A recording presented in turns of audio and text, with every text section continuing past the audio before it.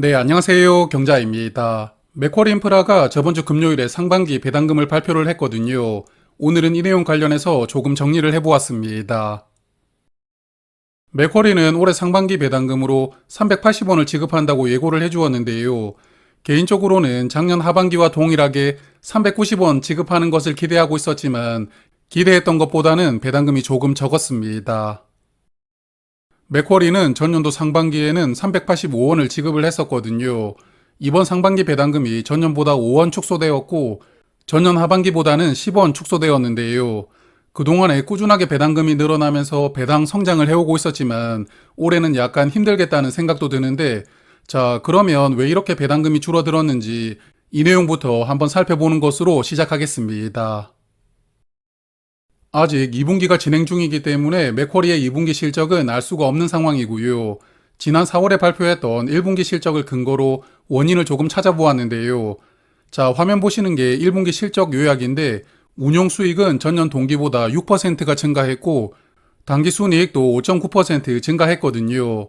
그래서 전년보다 실적이 좋아졌지만 여기에서 주목해 볼 부분은 맥쿼리가 작년 여름에 유상증자를 했잖아요. 그러므로 주식수가 늘어났기 때문에 이렇게 전년 대비 실적이 중요한 게 아니라 주당 순이익, 즉 한 주당 얼마를 벌었느냐가 중요합니다. 그런데 여기를 보시면 주당 순이익은 전년 동기 대비 6원 감소했거든요. 그래서 작년에 유상증자를 통해서 자산을 늘렸고 자산이 늘어난 만큼 실적은 좋아졌지만 결국 주식수가 늘어난 만큼 이익이 함께 늘어나지 못했다. 이렇게 정리를 해볼 수가 있습니다. 그래서 1분기부터 주당 순이익이 6원 감소했지만 상반기 배당금은 전년보다 5원만 줄어들었잖아요. 그렇기 때문에 1분기에는 실적이 부진했지만 2분기에는 작년 수준을 회복했다고 예상을 해볼 수도 있습니다. 물론 정확한 것은 2분기 실적 발표를 봐야 정확하게 알 수가 있으니까요. 아마도 7월 말에 2분기 실적을 발표할 것 같은데 저도 나중에 여력이 된다면 한번 정리하고 말씀을 드리도록 하겠습니다.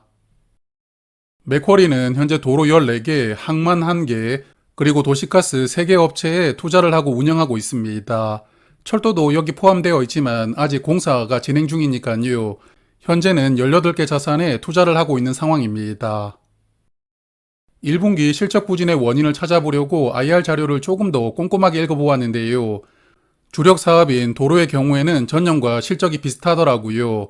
하지만 작년에 편입시켰던 도시가스 업체 CNCT 에너지가 1분기 실적이 부진하였던데요.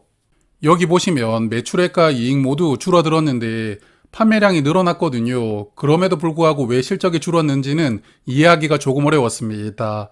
여하튼 CNCT 에너지가 전년 대비 에비타 이익으로 약 5억 원 정도가 감소했습니다. 그리고 부산항만도 실적이 부진했는데요. 물동량이 줄어들면서 매출액과 이익 모두 10% 이상 크게 감소하면서 여기에서도 에비타 이익이 4억 원 정도 감소했거든요. 그래서 이 두 가지 자산이 실적이 크게 부진하면서 1분기 주당 순이익 감소의 주요 원인이 되지 않았나 생각을 해보았고요. 2분기에는 이들 자산이 다시 전년 수준을 회복하는지도 체크를 해볼 포인트라고 생각합니다. 자, 그래서 맥쿼리 인프라는 상반기 배당금 380원 기준으로 배당률은 3%이고요. 최근 1년간 배당금은 770원이었으니까 배당 수익률은 6.1%입니다. 상반기 배당금이 축소가 되면서 하반기에도 배당금을 전년 수준 정도인 390원을 지급한다고 확신할 수는 없지만 그래도 전년 수준 정도는 배당금이 지급되었으면 좋겠습니다. 맥쿼리 인프라 상반기 배당금은 6월 26일 수요일에 주식을 보유하시면 배당금을 받을 수가 있는데요. 배당금은 8월 말에 지급될 예정이고 일반 주식 계좌로 투자를 하고 계신다면 배당 소득세 15.4%는 제외하고 배당금을 받으시게 됩니다. 그래서 6월 27일에는 배당락이 나오게 되는데요. 작년 하반기의 경우에는 배당락일의 주가가 3.1% 하락하였습니다. 거의 배당금 수준으로 주가가 하락을 했었고요. 하지만 몇 주 행보한 다음에 1월 말부터 바로 배당락을 회복하는 상승 흐름이 나왔었거든요. 그래서 이번에도 특별한 변수만 없다면 6월 27일에는 배당금 수준 정도로 주가가 하락할 것이라고 예상되는데 다만 빠르면 올 하반기 그리고 내년부터는 금리 인하가 시작될 수가 있거든요. 그래서 금리 인하 기대감이 주가에 선반영될 수가 있으니까 이번 배당락도 빠른 타이밍에 회복하는 흐름이 나온다고 예상합니다. 개인적으로는 국내 리츠 중에서는 가장 선호하는 종목이 맥쿼리입니다. 그래서 현재 저도 투자를 하고 있는데 맥쿼리가 지금까지 지급했던 가장 많은 배당금이 390원이었거든요. 이 390원에서 배당금이 5% 이상 축소가 된다면 저는 맥쿼리 투자를 종료할 생각으로 투자를 하고 있습니다. 그래서 이번 배당금 380원은 390원 대비 2.6% 축소가 되었거든요. 그래서 당분간 맥쿼리 인프라 투자를 계속 이어나갈 생각이고요. 다만 향후 배당금이 380원보다 더 적어져서 370원 정도까지 내려간다면 저는 맥쿼리 인프라 투자를 마무리할 생각입니다.